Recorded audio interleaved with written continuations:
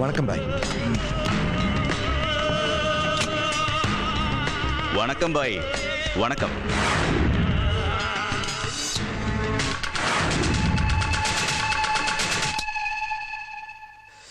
I am here. ഒരു inborn ടാലന്റിനെ ഒരിക്കൽ അനുഭവിച്ചറിഞ്ഞവൻ അയാളെ തേടി വീണ്ടും വരും. So I am here. ഉക്കാറുങ്ക ബായ്. சொல்லு, முதல்ல மேட்டர் சொல்லு. குட்.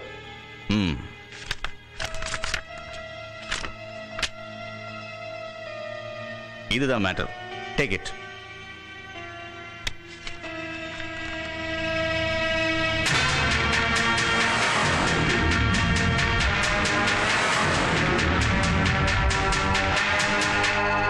പ്രജകളും പരിവാരങ്ങളുമുള്ള നാട്ടുരാജാവ്, ശത്രുക്കൾക്ക് കാലൻ, മിത്രങ്ങൾക്ക് ദൈവം, അച്ചം കണ്ടം തൊമ്മിച്ചൻ.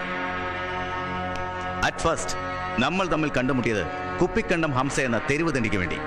ഇപ്പോ അച്ചം കണ്ടം തൊമ്മിച്ചൻ എന്ന കോടീശ്വരന് വേണ്ടി. ബട്ട് വൺ തിങ്, അവിടെ വെച്ചൊരു അറ്റംപ്റ്റ് അത് വേണ്ട, മിസ്സിംഗ് ആണെന്നേ തോന്നാവൂ. എന്നിട്ട് വേണം ഈ വിനീതദാസന് ആ സാമ്രാജ്യത്തിന്റെ അധിപനായി വാഴാൻ.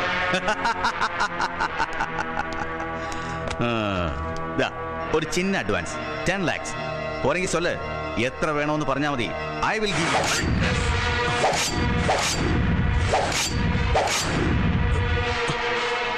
ഭായ്, ഞാൻ വാട്ട് ഹാപ്പൻ?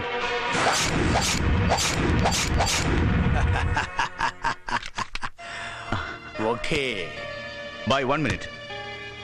എല്ലാം തീർക്കുന്നതിന് മുമ്പ് ഒരു നിമിഷം അയാൾ അറിയണം ഈ അലക്സ് ആണ് അതിന് പിന്നിലെന്ന്.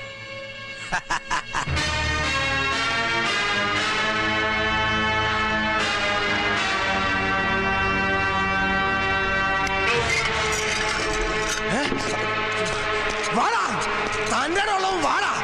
അച്ഛൻ കണ്ടും തൊമ്മിച്ചനെ പൊക്കാൻ മാത്രം തന്റെ വാടാ.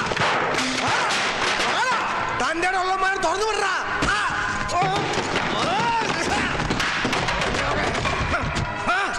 പൂട്ടിട്ട് തൊമ്മിച്ച പൊളിച്ചിക്കലാന്ന് വിചാരിച്ചോ? പാട്ടി കഴിവോളന്മാരെ നേരിട്ട് വാടാ. ഒറ്റ തന്റെ കഴിച്ചാൽ നേരിട്ട് വാടാ.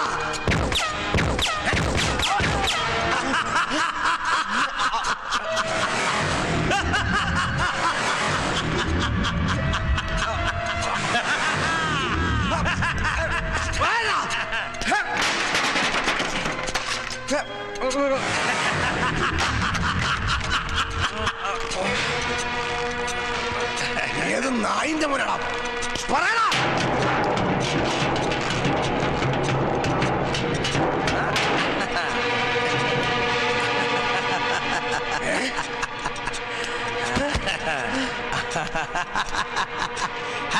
എന്തിനാ കടന്നിങ്ങനെ ബഹളം ഉണ്ടാക്കണെന്നേ?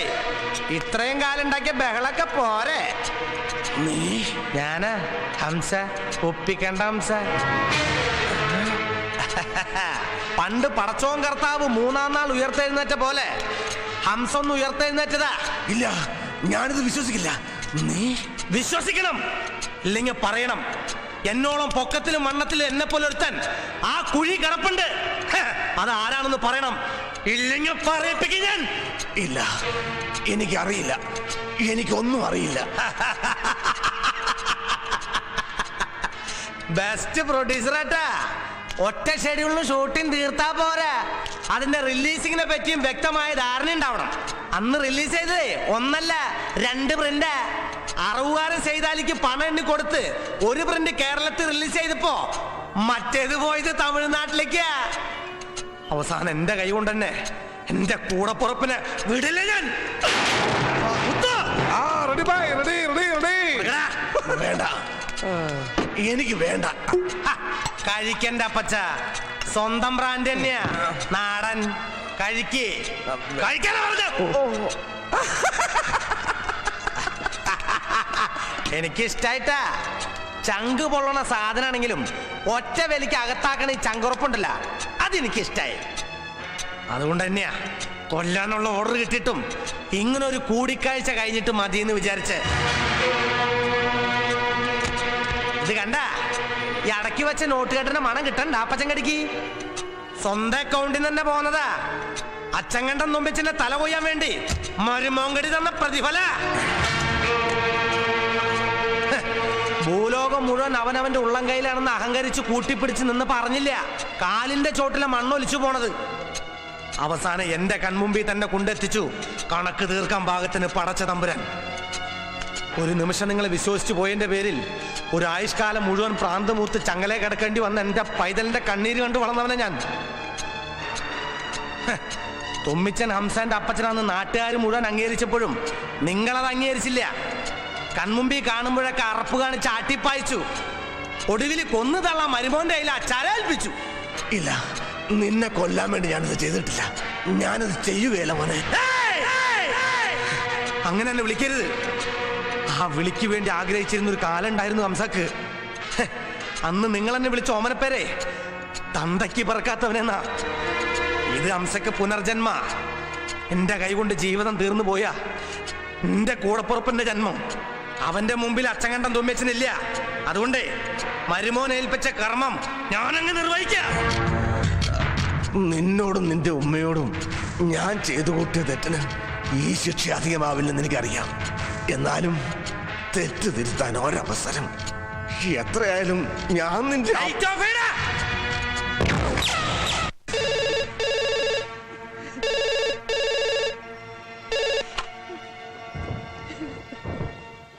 യെസ്.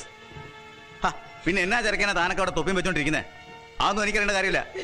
മിസ്സിംഗ് ആയിരിക്കുന്നത് കണ്ണി കണ്ട ആപ്പ് വെപ്പൊന്നും അല്ല. സർക്കിൾ ഇൻസ്പെക്ടർ അലക്സ് അബ്രാമിന്റെ അമ്മായിപ്പനാ. വിത്തിൻ നോ ടൈം ആളെ അന്വേഷിച്ച് കണ്ടുപിടിക്കണം.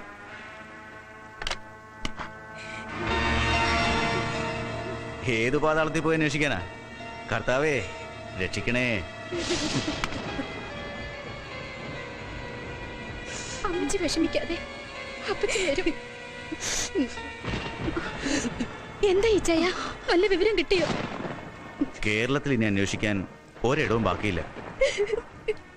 പതിവില്ലാതെ എന്നോടൊപ്പം പള്ളിയിലോട്ട് പോകുന്നത് ഇതിനായിരുന്നു കർത്താവേ. അമ്മച്ചി ഓരോന്ന് ആലോചിച്ച് കൂട്ടിയിട്ടാ അപ്പച്ചനിങ്ങ് വരും. ഞാൻ എന്നാ പണിയാ കാണിച്ചേ? അപ്പച്ചനോട് അങ്ങനൊന്നും പറയാൻ പാടില്ലായിരുന്നു. അപ്പോഴത്തെ ദേഷ്യത്തിന് ഞാൻ എന്തൊക്കെയോ. അല്ല അമ്മച്ചി ഇതെന്നാ ഇരിപ്പാ? ഒന്നും തിന്നുകയും കുടിക്കുകയും ചെയ്യാതെ. സുസി ചെല്, നിങ്ങൾ പോലും കഴിക്കേ.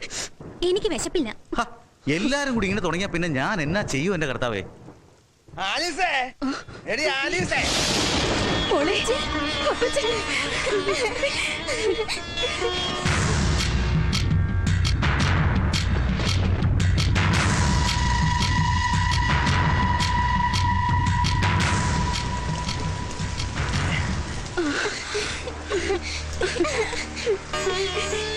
കർത്താവേ എത്തിയോ?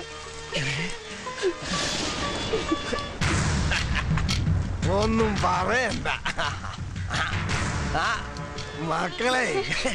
സൂസി കൊച്ചേ, ഒരു തോർത്തിങ്ങെടുത്തേ. എന്നാ മഴയാ. ഇനിയും താമസ ഇവിടെ ഒരാള് ചങ്ക് പൊട്ടി ചാവുമെന്ന് അറിയാവുന്നോണ്ട് തോരാൻ നിന്നില്ല, ഇറങ്ങി നടന്നു. പേടിച്ചു പോയാടാ മക്കളെ? ഇതെന്നാ പോക്കായി പോയി. ഒരു വാക്ക് പറയായിരുന്നില്ലേ? പറഞ്ഞിട്ട് പോകാൻ ഒരു മടി. ഒന്ന് വേളാങ്കണ്ണി വരെ പോയി മാതാവിന്റെ മുമ്പിൽ എല്ലാം ഏറ്റു പറഞ്ഞ് മുട്ടുകുത്തി പ്രാർത്ഥിച്ചു.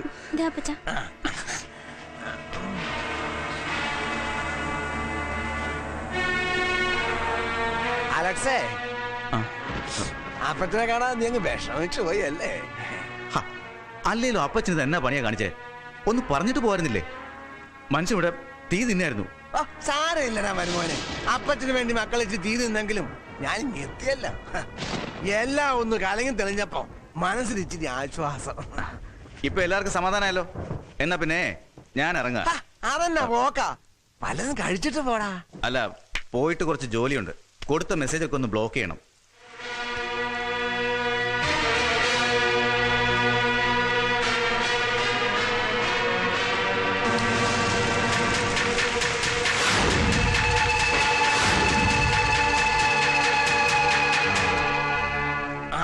ആലീസേ, വല്ലാത്തൊരു പരവേശം.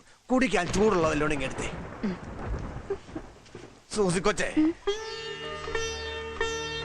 എന്താ പച്ച? നീ എന്റെ മോളാ.